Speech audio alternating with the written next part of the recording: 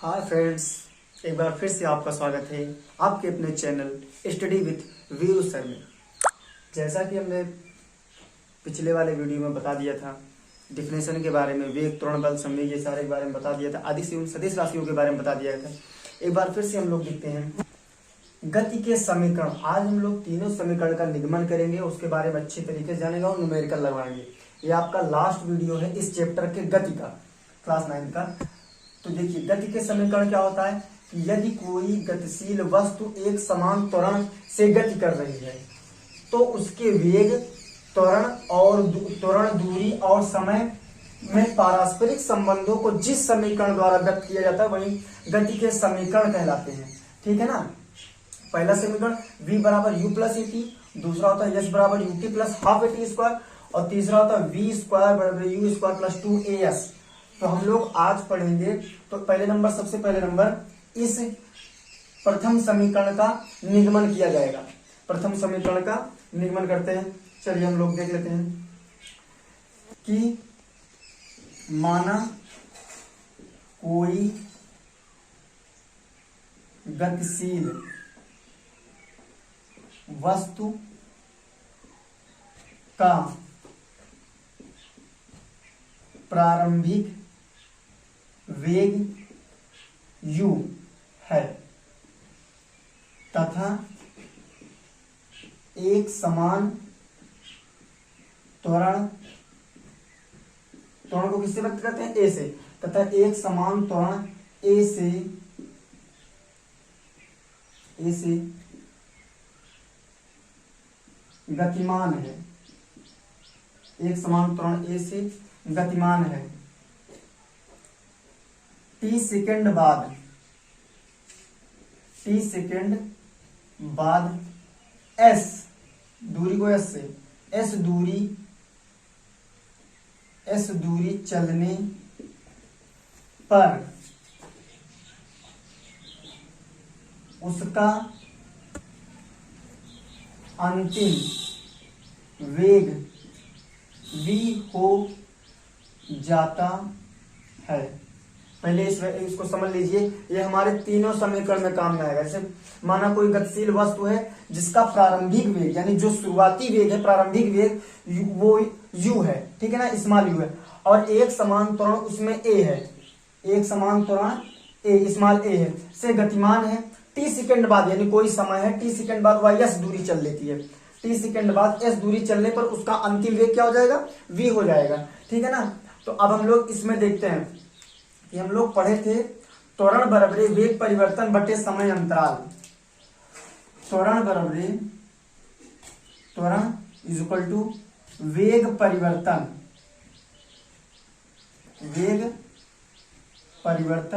बटे समयांतराल।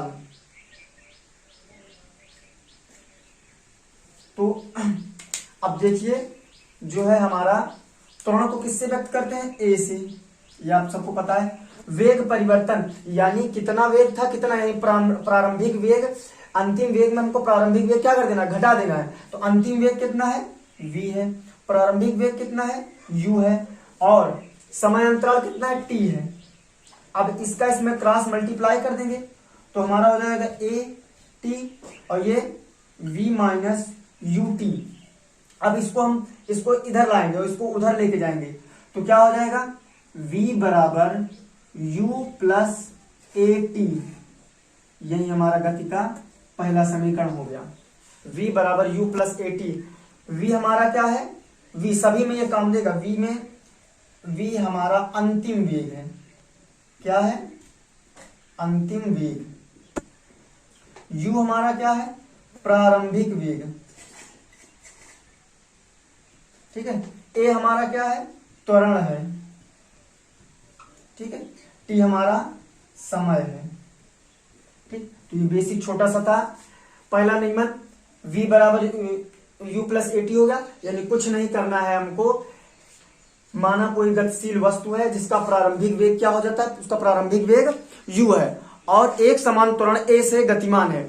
फिर उसके बाद गतिमान है तो t सेकंड बाद वो कुछ दूरी चल लेगी। t सेकंड बाद मान लेते हैं हम लोग s दूरी चल लेती है। फिर यस दूरी चलने पर उसका अंतिम वेग क्या हो जाएगा, v हो जाएगा। तो त्वरण बराबर वेग परिवर्तन बटा समांतराल, वेग परिवर्तन की दर को त्वरण कहते हैं, हमने पढ़ा है।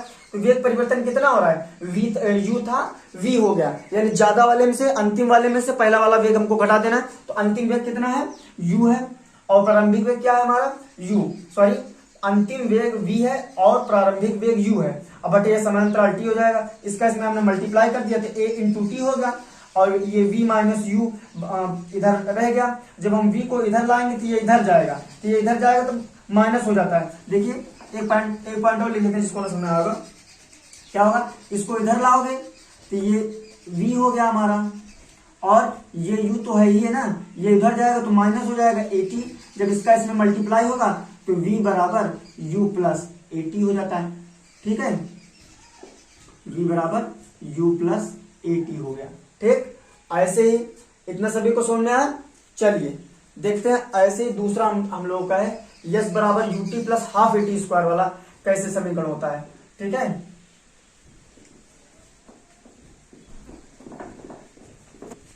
ये हमारा सेम टू सेम ऐसे रहेगा, इसमें कुछ भी नहीं बदला जाएगा। क्यों, क्योंकि ये तीनों में अपना, बस ये है कि हम द्वितीय समीकरण लिख देते हैं, बस गति का द्वितीय समीकरण। ठीक है ना। अब देखते हैं कि यहां पर कह क्या रहा है कि माना कोई गतिशील वस्तु का प्रारंभिक वेग u एक समान त्वरण का मतलब क्या होता है, एक समान यानी प्रति सेकंड में ए वृद्धि हो रही है, यानी हर सेकंड कितना वृद्धि हो जा रही है, ए मीटर पर सेकंड स्क्वायर की वृद्धि हो जा रही है। चलने पर टी सेकंड पर यस दूरी चलने पर उसका अंतिम वेग क्या हो जाता है, v हो जाता है। देख लेते हैं, जो ऊपर लिखा है परिभाषा के अनुसार एक सेकंड में वेग में वृद्धि कितनी हो जा रही है, ए मीटर प्रति सेकंड हो जा रही है। वेग में ए मीटर प्रति सेकंड, हर क्या कहते हैं, हर सेकंड में कितने मीटर की वृद्धि हो जा रही है, ए मीटर प्रति सेकंड की वृद्धि हो जा रही है। अब देख लेते हैं कि एक गति प्रारंभ होने के एक सेकंड बाद का वेग, यानी गति प्रारंभ होने के एक सेकंड के बाद का वेग, यानी u मीटर प्रति सेकंड के वेग से स्टार्ट होती है, चलना प्रारंभ करती है, तो एक सेकंड में a मीटर और चली जाएगी, एक मीटर उसमें जुड़ जाएगा ना, तो u प्लस ए हो जाएगा। क्या हो जाएगा, u प्लस ए मीटर प्रति सेकंड हो जाएगा। ठीक है, अब ऐसे देख लेते हैं गति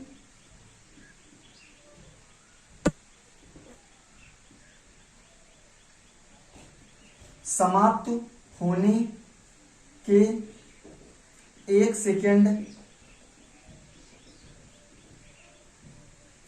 पहले का वेग, एक सेकंड पहले का वेग, गति समाप्त होने के एक सेकंड पहले का वेग, यानी अंतिम वेग यही होगा हमारा, तो उसे अंतिम वेग में एक घटा देंगे।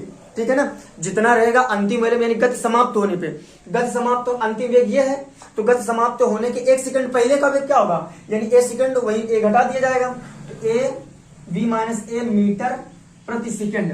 अब देख लेते हैं औसत वेग बराबर क्या होता है। औसत वेग बराबर कुल दूरी बटे कुल समय। औसत वेग,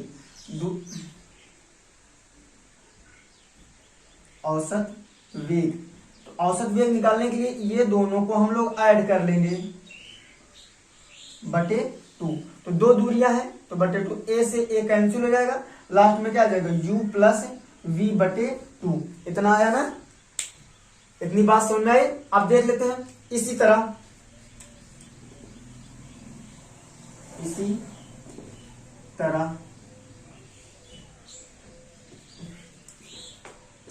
गति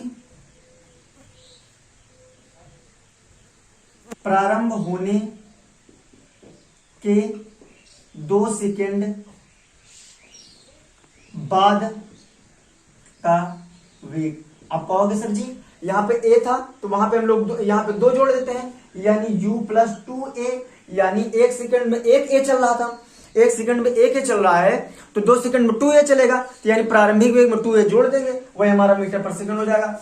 और यही इसमें देखिए गति समाप्त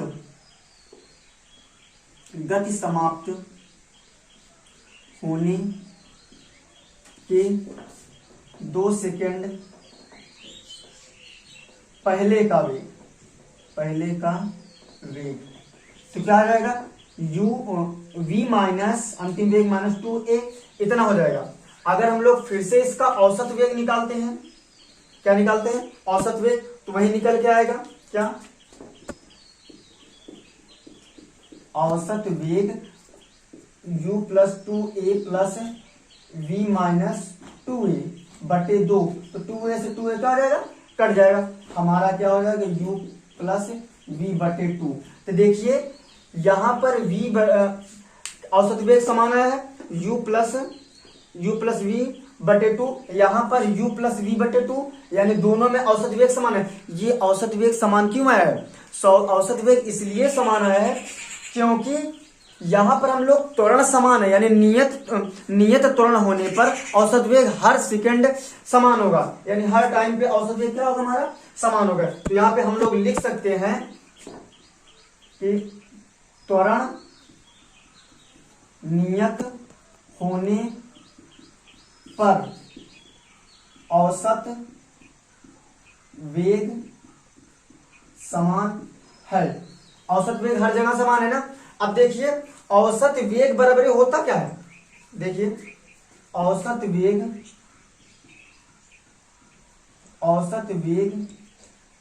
बराबर दूरी बटे समय, क्या होता है दूरी बटे समय, और दूरी बराबर क्या हो जाएगा, दूरी बराबर औसत गुणे समय, औसत वेग गुणे समय। इतनी बात समझ में आई ना। अब देखिए क्या कर लेते हैं हम लोग, थोड़ा सा इसको ऊपर वाला इरेज कर लेते हैं, ठीक है। चलिए यही क्या हम लोग समझ लेंगे, अभी एक समीकरण और बाकी है। तो अब दूरी हमारी क्या, दूरी किससे व्यक्त करते हैं, यश से, यहाँ पे लिख रहे हैं ध्यान दीजिए थोड़ा सा, यश से दूरी व्यक्त करते हैं, ठीक। औसत वेग हमारा कितना निकल गया बच्चे, औसत वेग निकल के आया है u प्लस v बटे 2, अब इनटू समय भी तो है, समय कितना है, समय t है, यहां पे हम लोग t कर देंगे, ठीक। अब देखिए गति का पहला समीकरण क्या होता था, यस और v बराबर क्या होता है, v बराबर u प्लस एटी होता है, तो हम लोग v बराबर u प्लस एटी रख देंगे, क्यों, क्योंकि गति का पहला समीकरण v बराबर u प्लस एटी होता था ना, तो हम लोग v बराबर एटी यहाँ पे रख दे रहे हैं, v बराबर u प्लस एटी यहाँ पे रख दिए, ठीक। अब बटे 2 कोष्टक बंद t, ठीक है। अब इस t का अंदर हम लोग क्रॉस मल्टीप्लाई कर देंगे, इस t का जब अंदर गुणा करेंगे तो क्या हो जाएगा, यस बराबर ut, क्या हो जाएगा, यस बराबर ut। फिर रुकिए 1 मिनट, इसको अभी इस u को ऐड कर लेते हैं, तो 2u प्लस एटी बटे 2 इंटू टी, ठीक है ना, इतना हो जाएगा। अब इस t का अंदर गुणा कर दीजिए, क्या कर दीजिए, इस t का अंदर गुणा कर देंगे तो क्या हो जाएगा 2ut प्लस एटी स्क्वायर बटे 2, ठीक है। इतना हो गया, इतना हमारा यस बराबर आया है, किसके बराबर आया है, यस के बराबर आया है। अब देखिए अब हम लोग इसमें क्या कर लेते हैं, ठीक है, इसमें हम लोग क्या कर ले कि कुछ कॉमन ले लीजिए, 2a को हम लोग क्या कर देते हैं, 2a को हम लोग कॉमन ले सकते हैं, नहीं ले सकते हैं, 2a को कॉमन ले लेते हैं, ठीक। तब हमारा यही जाके बनेगा, ठीक है। अब देखते हैं,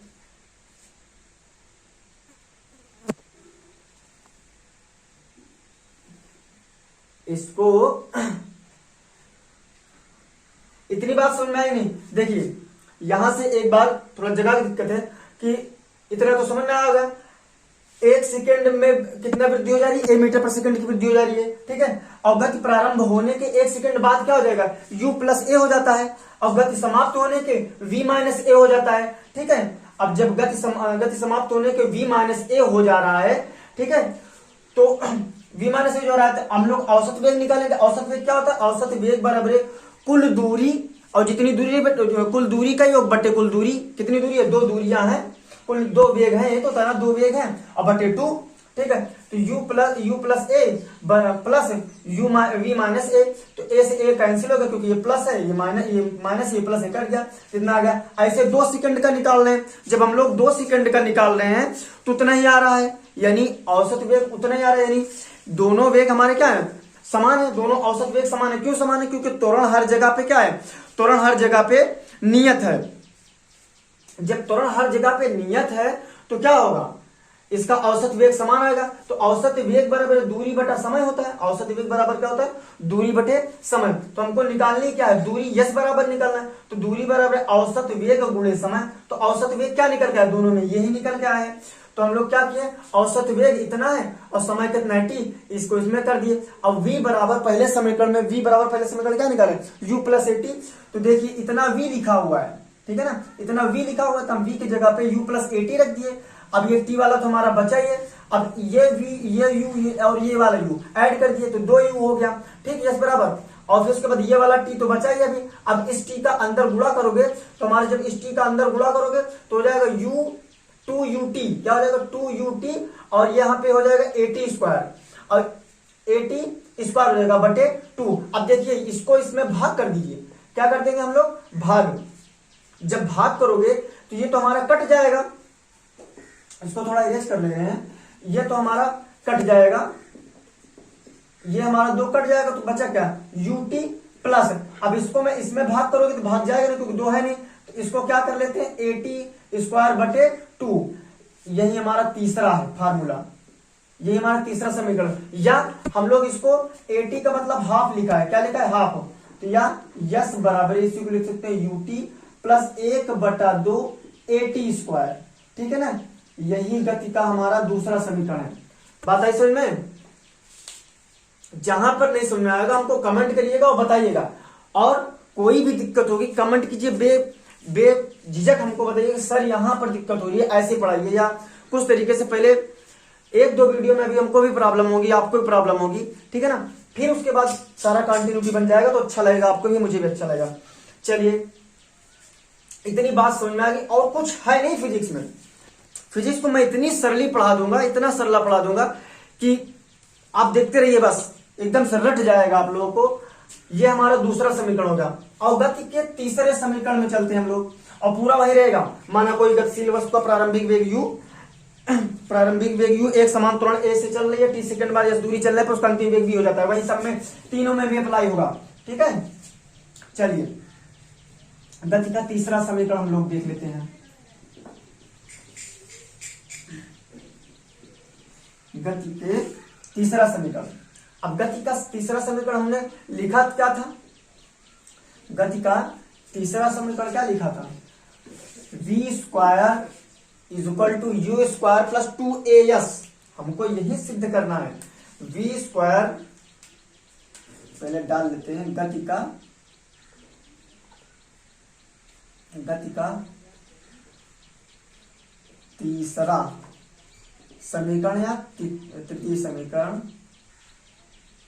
अब देखिए गति का, अब इसको जब इसको निकालने के लिए हमको प्रथम समीकरण पता होना चाहिए, तो देखते हैं गति के प्रथम समीकरण से। कौन से समीकरण से, प्रथम समीकरण से। तो प्रथम समीकरण क्या था, प्रथम समीकरण v बराबर u प्लस ए टी था, यही था ना, बस इतना था पहला समीकरण, v बराबर u प्लस ए टी था। अब इसमें हम लोग इसी में करते हैं सारा काम, दोनों पक्षों का वर्ग करने पर, दोनों पक्षों का वर्ग करने पर। अब दोनों पक्षों को तो सर वर्ग, यानी इसका भी स्क्वायर, इसका भी स्क्वायर, यानी v स्क्वायर कर दिए वर्ग u प्लस ए टी, यानी ये बन गया a प्लस बी के होल स्क्वायर के फॉर्म में। a प्लस बी का होल स्क्वायर फॉर्म होगा तो a square plus B square plus 2ab, ठीक है ना, या a square plus 2ab plus b square, ठीक है। तो अब हम लोग v स्क्वायर इसको करेंगे you square plus A square T square ना, प्लस 2UAT। ठीक, इतना ही तो करना है हमको, इतना ही तो किए हैं। ठीक है ना। अब देखते हैं इन दोनों में क्या कॉमन तुमको कुछ लग रहा है बच्चे। 2A क्या कॉमन लग रहा है, 2A, तो V square U square plus, अब देखिए यहां पर अगर हम लोग 2A को कॉमन ले रहे हैं, किसको कॉमन ले रहे हैं, 2A, तो यहां पे क्या बचा, देखिए प्लस करके पहले यहां वाला निपटा देते हैं हम लोग। तो यहां पर बचा का 2A कॉमन है तो UT ही तो बचा है, क्या बचा है, UT। अब आ जाते हैं इसमें, इसमें अगर एक A से भाग कर दिए तो एक A बचा है, एक ही तो A बचा है, और T स्क्वायर पूरा बचा है, और 2 से भाग किए तो बटे 2 हो गया है। ठीक है ना, इतनी बात समझ में आ गई है। चलिए अब हम लोग इसी को आगे पीछे कर सकते हैं। V स्क्वायर बराबर V square equal to U square plus 2A।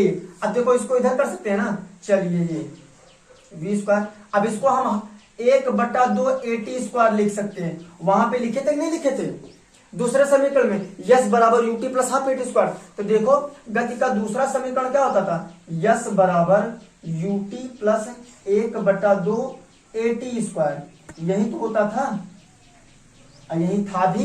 तो देखो यही तो है ना, ये किसके बराबर का, ये यस के बराबर का, देखो ये है ना इतना, इतना किसके बराबर का, यस के बराबर का।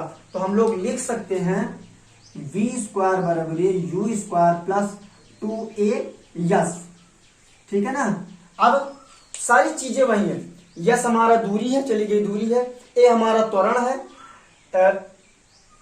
इसमें हमारा प्रारंभिक वेग है, यू हमारा क्या है प्रारंभिक वेग, और वी हमारा क्या होता है अंतिम वेग। ठीक है ना, और ए हमारा त्वरण है, टी हमारा समय, बाकी सारी चीजें वही सारी चीजें। जहां पे न समझ में आया हो तो कमेंट करिएगा। देखिए गति का प्रथम समीकरण क्या था हमारा, गति का प्रथम समीकरण था v बराबर u प्लस AT था। ठीक है, अब दोनों पक्षों का हम लोग वर्ग कर दे रहे हैं, जब दोनों पक्षों का वर्ग कर दे रहे हैं तो u प्लस AT स्क्वायर बन गया, u प्लस AT का होल स्क्वायर बन गया। अब इसमें हमें a प्लस बी का होल स्क्वायर फार्मूला लगा दिए हैं, जब फार्मूला लगा दिए तो इन दोनों में ओनली इन दोनों में a दिख रहा है हमको, और यहाँ पे 2 दिख रहा है, तो 2a को कॉमन ले लिए, 2a को कॉमन ले लिए तो पहले ये वाला हमको सरल लग रहा है कि इसको भाग कर देते हैं, जब 2 से भाग करोगे 2 कट गया तो u बचा, और a से 1 भाग किया तो वो भी कट जाएगा, AT बचा। अब देखो यहाँ पर a है तो एक a से भाग करोगे तो मान ली एक a बचेगा, और t है, t स्क्वायर यहाँ पे है नहीं तो t स्क्वायर पूरा बचेगा, 2 से भाग किया तो बटे 2 हो गया। ठीक है ना। अब ये लिखा है u प्लस AT स्क्वायर बटे 2, वही लिखा है यस बराबर UT plus half AT square, तो इतने बराबर हम लोग यस रख देंगे। ठीक है, तो हमारा दूसरा समीकरण बन जाएगा। ठीक, और कुछ नहीं था आपके इस पूरे समीकरण में, बात आई समझ में ना। अब देख लेते हैं कि गति के टीवे सेकंड में चली गई दूरी, तीसरा समीकरण हो गया ना तीनों। चलिए टीवे सेकंड में किसी जैसे पूछ लेता टीवे सेकंड में चली गई दूरी, इस पे मैं न्यूमेरिकल करवाऊंगा, जितना हो सके उतना करवा दूंगा। ठीक है, चलिए जैसे कोई पूछ लेता है या कहीं कहीं पे सवाल दे देता है कि गति के टीवे सेकंड में चली गई दूरी क्या होगा,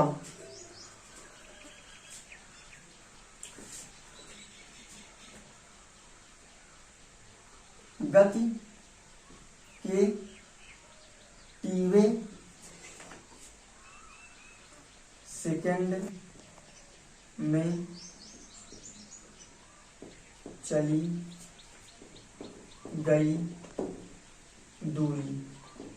देखिए गति के टीवे सेकंड में चली गई दूरी का फार्मूला सिपाता है, उस पर निगमन करने का हम लोगों को कभी नहीं देगा। ठीक है ना, यानी निगमन करने का हम लोग को कभी नहीं देगा। तो इसका होता है फार्मूला यस बराबर u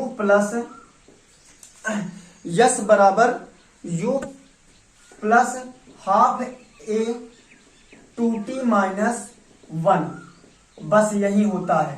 ठीक, आप सभी को पता है कि यस बराबर चली गई दूरी, u बराबर प्रारंभिक वेग, a हमारा त्वरण हो गया, t हमारा समय हो गया, यानी गति के टीवे सेकंड में चली गई दूरी वही होती है।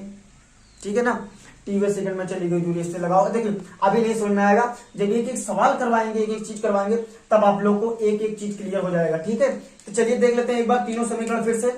प्रथम समीकरण हमारा क्या था, v बराबर u प्लस AT होता था।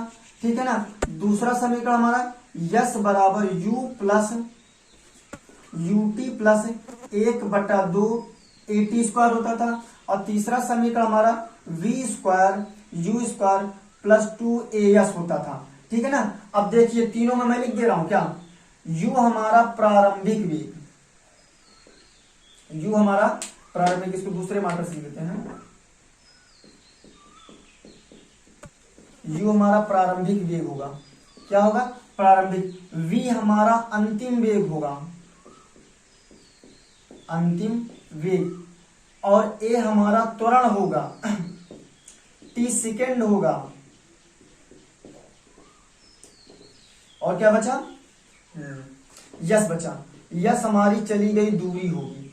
अब देखिए बच्चे, ये हमारे तीनों समीकरण है ना, ये सरफेस के लिए लेके किसी जैसे सरफेस पे चलने के लिए, अगर कोई वस्तु ऊपर से गिर रही, ऊंचाई से गिर रही है, तो उसके लिए जी और एच का प्रयोग करेंगे। ऊंचाई के लिए, ऊंचाई के लिए क्या करेंगे, यस की जगह पे यच यूज करेंगे, क्या यूज करेंगे, यच, और ए की जगह पे जी यूज करेंगे, और जी का मान लगभग 9.8 होता है या 10 होता है, 10 मीटर पर सेकेंड स्क्वायर। ठीक है ना, तो ये यूज करेंगे।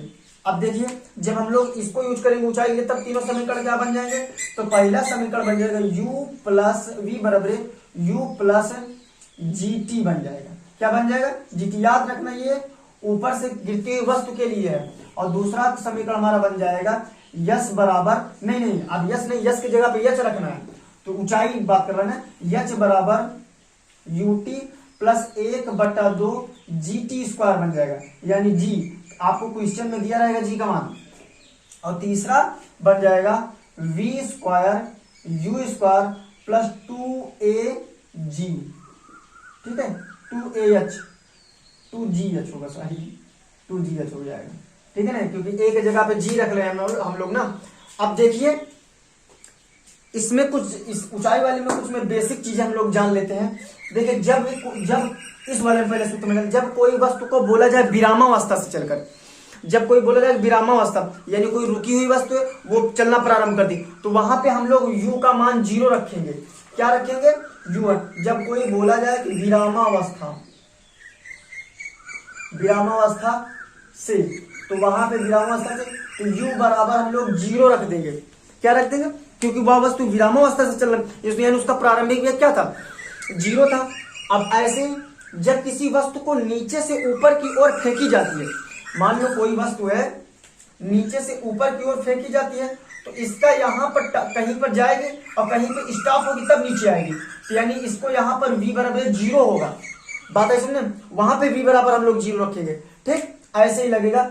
अब अगले वाले, अभी हम लोग इसकी सारी सवालें करते हैं, जितनी सवालें हो सकेंगे मैं उतनी सवालें करवाने की कोशिश करूंगा। ठीक है।